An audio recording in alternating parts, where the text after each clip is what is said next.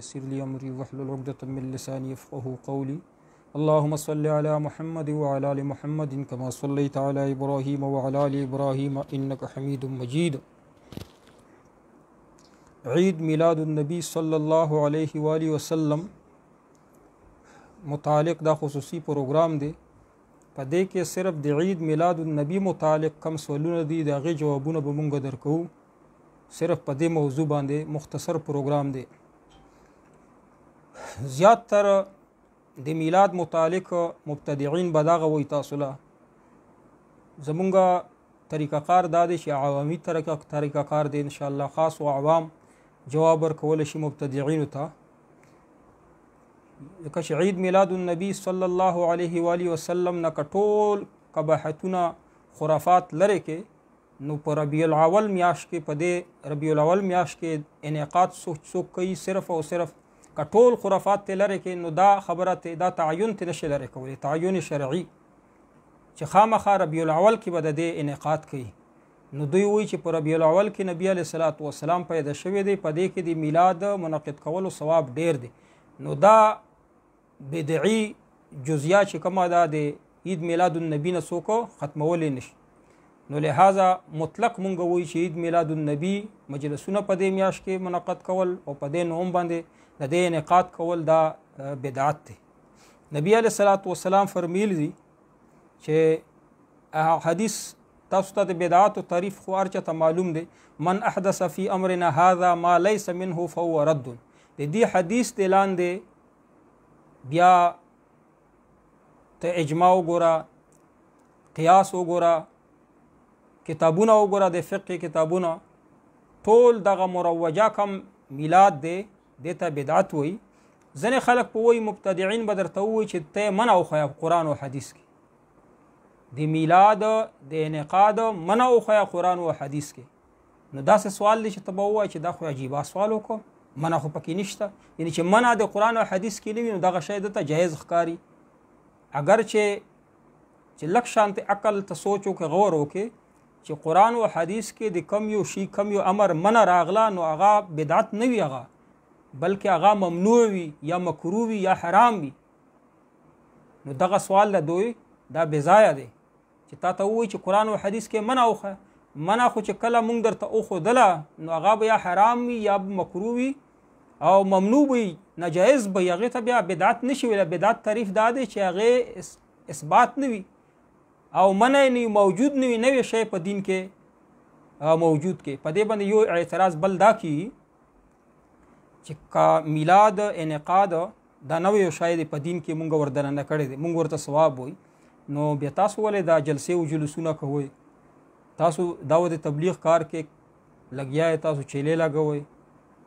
4 میاشتې لګوئ، ختم نبوت جلسې کوئ، ختم بخاري کوئ، یوم پاکستان لمانځئ.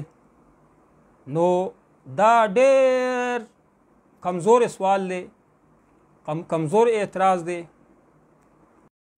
او داسې خلک دغه سوال کوي چې علم ورسره نه وي بلکې عقل ورسره نه وي، دوی فرق نشي کولی په دې په مقاصدو د دین کې او په وسایلو د دین کې فرق نشي کولی. یو مقاصد دي، یو وسایل دي، داسې وسایل دي چې یو مقصد ته مونږ پې ځان رسوو. اوس چې مونږ 4 میاشتې لګوو دا د تبلیغ کار کې یا 40 ورځې لګوو، دا امر بالمعروف چې کم مقصودي دین دی دې ته پې ځان رسوو، دا وسایل دي. یو سړی دی، پوړی دی، مونږ یې اختیاروو. نو تا ته پکار دی چې کومه پوړی ته اختیارولی شي هغه اختیار کا. اوس میلاد النبی متعلق ځنه خلک قرآن پاک آیاتونه وایي، نو هغې خو زه جواب سره نه کوم، ځکه چې دا قرآن پاک آیاتونه موجود وو، کم احادیث چې دوی بیانوي دا موجود وو، نه نبي علیه الصلاة والسلام په دې عمل کړی، نه صحابه کرامو. دا معنا چې ته غلطه معنا کوي، تحریف کوي په قرآن پاک. فلیفرحوا فبذلک فلیفرحوا خیر مما یجمعون، دا وغیره دغه آیاتونه چې تل ولې دا نبي علیه السلام باندې قرآن نازل شوی، که په تا باندې صحابه کرامو په دور کې نازل شوی، هغو پې عمل نه کوو، تبعینو نه پکو. 400 سال بعد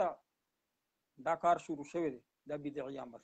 دا آیاتونو خو جواب کول نه دی پکار، ځکه چې دا که ته وایې چې نه زه ښه پې پوهېږم نبي علیه السلام نه، صحابه کرامو نه ښه پې پوه شم، زه عمل کوم هغو پې نه کوم، نو ستا دا جهلیت دی، د دې جوابو ضرورت نشته. بله دا چې نبي علیه الصلاة والسلام په دور کې وداعي اسباب او مواقع موجوده وي، یعنی دغه میلاد ربیع الاول میاشت نبی علیه السلام په دور کې راغلي، صحابه کرام په سم موانع نو مانع نو مواقع موجوده وي، یعنی منع کېدلو د لپاره څه خبره نه و چې نبی علیه السلام هغه وجه باندې دا میلاد نه دی منعقد کړ. نو باوجود دی چې مواقع هم موقع هم نبی علیه السلام ته صحابه کرامو ته او دغه ورځ هم راتلې هغه باوجود دی دا منعونه، دا معنی چې د دین نه دی او مونږ تاسو وایي چې مونږ ورته دین نه وایو، ولې نه تاسو ورته مستحب امر وایي چې دا مستحب دی، مندوب دی، ثواب والا کار دی. د دې انعقاد په ربیع الاول کې چې مناوي او هغه اکابرین ځنه خلک دی زمونږ اکابرینو پیش کې اقوال پیش کې، اول دا چې ته خو اکابرینو مقلد نه، امام ابو حنیفه رحمت الله مقلد دی، قرآن کې وخیا، حدیث کې وخیا، اجماع کې وخیا، قیاس کې وخیا. امام ابو حنیفه رحمت الله کول وخیا هغه خو ورته په بدعت ویلي دي، بلکې مسند امام ابو حنیفه رحمت الله کې امام ابو حنیفه رحمت الله فرمایي والاتباع كما يكون في الفعل، وایي چې اتباع په کار کولو کې دی چې نبی علیه السلام کم کار کړی دی اتباع دې ته ویل چې تا هغه کار وکړي، او اتباع دې ته هم ویل چې نبی علیه السلام کم کار پرېښی دی نو هغه ته پرې دی. يكون في الترك فمن واظب على ما لم يفعل الشارع صلى الله عليه واله وسلم فهو مبتدع. لکه څنګه چې کم کار نبی علیه السلام کړی دی کولو کې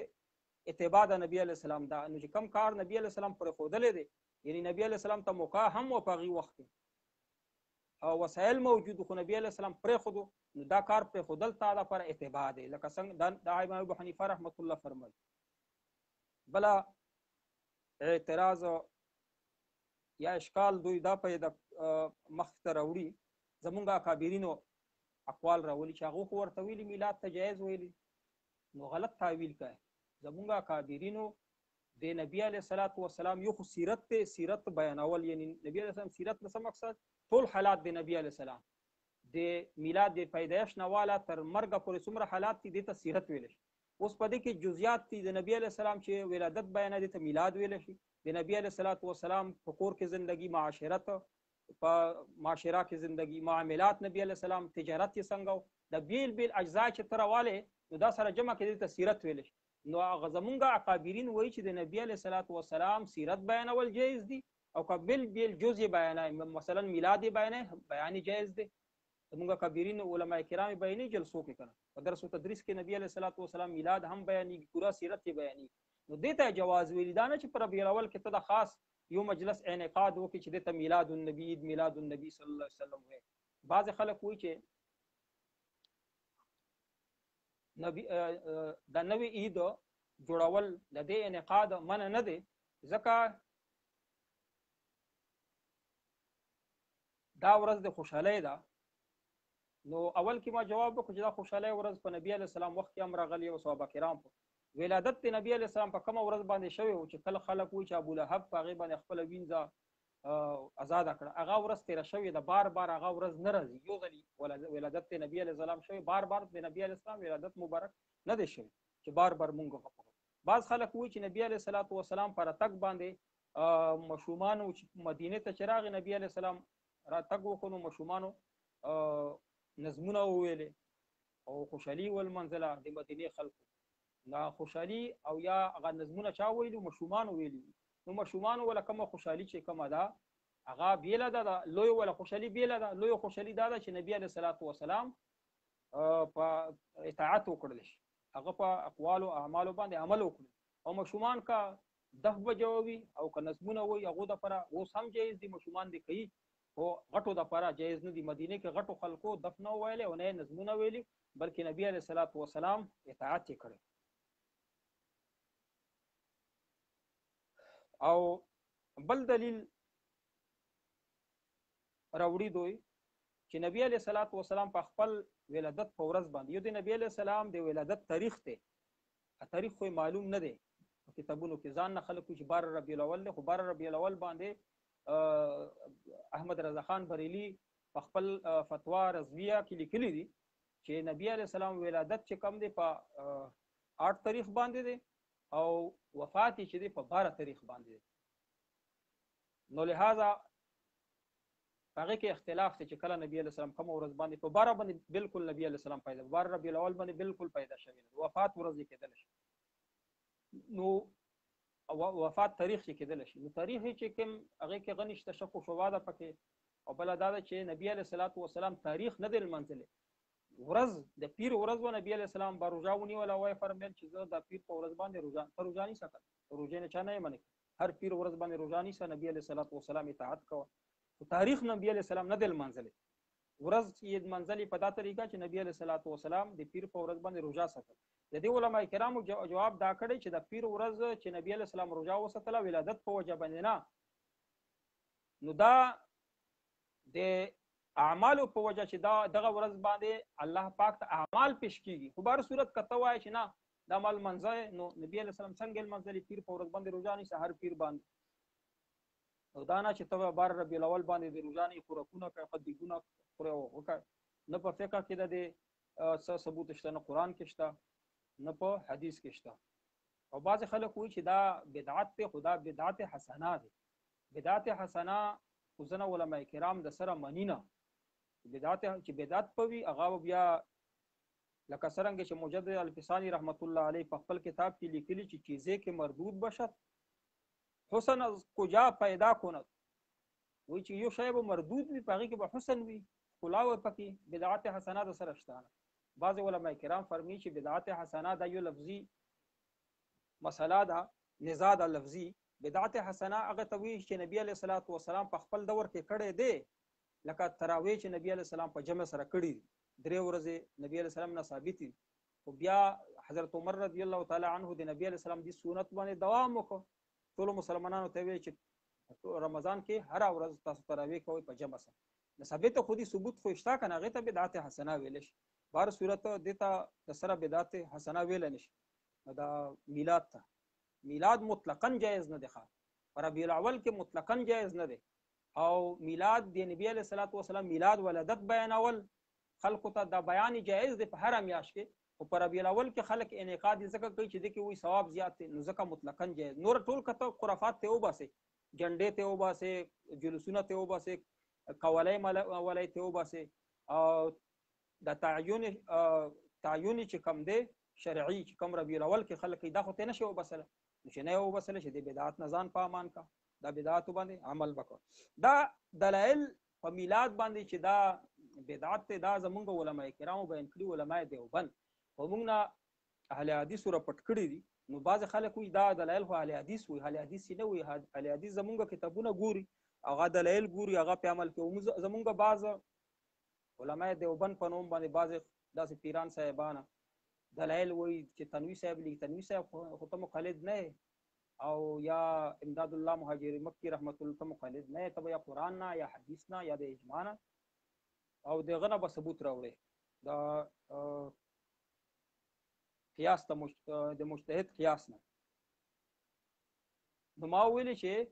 اکابرین چې کم میلاد بیان کړي دي هغه کول محمول دی په بیان دی نبی علیہ السلام په سیرت باندې یو جزئی میلاد هم دی مختلف اجزاء دي حالتونه دي نبی علیہ السلام یو حالي چې بیان بل حالي بیان کټول حالتونه بیان مکمل هغه ته مکمل سیرت ویل شي درک د دې متعلق تاسو سوالي میلاد متعلق چا شبهات پیدا کړي تاسو په ذهنونو کې هغه جوابونه به تاسو ته ان شاء الله دا ابو اسامه وی چې ډیرو کتابونو کې نبی علیہ الصلوۃ والسلام ربیع الاول نه بلکې بر ربیع الاول وفات ذکر دی دا بالکل صحیح دی د دې ذکر مونږ وکړو نو وفات په ورځ باندې چې ته خوشحالي عید المنځي بعض خلک وایي چې دا عید چې کم دی د ته ځکه مونږ عید وایي چې عیسی علیه السلام وګوره چې مائده نازله شوه مائده من السماء تكون لنا عيدا لاولنا واخرنا وایي چې کومه د خوشحالۍ ورځ وه نو عیسیانو هم هغه ته عید وې چې یا الله مونږ باندې داسې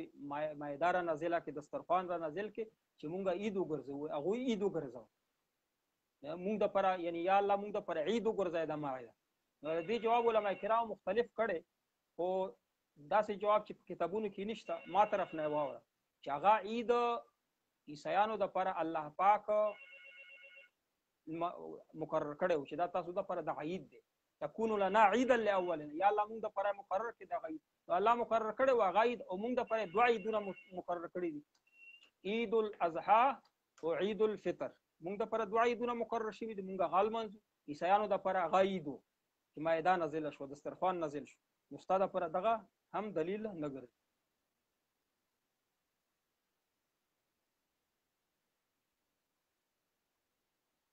و حدیث کې راغلي دي نقشبندي مجددي وایي چې نبی علیه السلام فيه ولدت وفيه انزل او ای چې په دې کې قران نازل شوی دی او په دې کې پیر په ورځ باندې صحیح دی ما درته وایي چې ته پیر په ورځ باندې میلاد المنزه چې نبی علیه السلام څنګه المنزه پیر په ورځ باندې روزه ساتل ته وساته روزه خو ته نشې ساتل دی الله بنده تا ته خو روزه ورته ماته کې میلاد په ورځ باندې دګونو ته کې نه ګرم یخ پاګه ترخه دا ټول ګډ وډ خوري مخلوق یې خوري دا خو نبی علیه السلام نه دی المنزل هر پیر یو تاریخ المنزل تاریخ نه دی المنزل نبی علیه السلام ورځ المنزل د پیر ورځ پیر په ورځ باندې روزه نیسه کني په دې باندې علماء کرامو جوابونه کړی دي او دې کې ویلي چې بر صورت تا که پیر په ورځ روزه ساتي نو تاسو د روزې نه منې کوي تا د خرافاتو نه منې کوي چې کوم خرافات تاسو بل فرید الله صاحب وایي چې لا یجتمع امتی علی الضلاله الحديث نو وایي د ټول امت په ضلالت جمع شوی نو اکثر امت چې هغه خود بدعت ورته وي میلاد ته اکثر چې تا شوافع وګوري مالکیان حنبلیان او پاکستان کې نور ملکونه لک شانت مبتدعين دي چې هغه عید میلاد النبی باندې جمع شوی نو کته وایي چې هغه یو قول دی عبد الله ابن هغه قول چې کم دي خلک وایي چې دا حدیث دی او حدیث نه دی بلکې د عبد الله ابن مسعود رضی الله قول دی چې ما رآه المسلمون حسنا فهو عند الله حسن و چې کم چې ټول مسلمانان خو وي نو دا دې ته بخوای نو دوی وایي چې د میلاد ته ټول مسلمانان ورته خنه وي یو مبتدعين ډله ورته وایي هغه کې هم اکثر مسلمانان دې ته بدعت وي او بیا دا چې دینا د الف لام چې کم دی دا د استغراق یا د جنس لپاره نه دی استغراق المسلمون کا الف لام یعنی عامه اصطلاح چې زه استعمال کوم ونی دینه دا مراد نه دی چې ټول مسلمانان بلکې دینه د صحابه کرامو جماعت مراد دي صحابه کرامو جماعت چې کوم هغه تسوي سید ابن مفسرین او اقوال اشتاد عبد الله ابن مسعود رضی الله قول مفسرین او فقها لیکلي صحابه کرام چې کم کار ته خوي لکه تروته خوول جمع شول پټول چا په اعتراض عثمان رضی الله اذان چې کوم دویم اذان ایجاد کاغه ته خوول ټول په جمع شول صحابه کرامو اجماع مراد دین عام ما او تا یا دا فرقه ته مراد نه چې یو فرقه جمع شي نو په دې وخت کې تاسو لیدلی چې دا بی فار یو او دا نور کمی کپنې چې د سود به ورکو په دې باندې مبتدعين ټول مليان دا ټول جمع شي چې دا سود نه دی نو چا ورته خویلی ټول جمع شي چې حلال دي سود باندې جمع شي نه دا خبر غلطه یا یو فرقه به جمع شي اهل حدیث تی هغه په خپل مسله باندې ټینګ چې مونږه اجماع ده دا اجماع ده صحابه کرامو اجماع مراد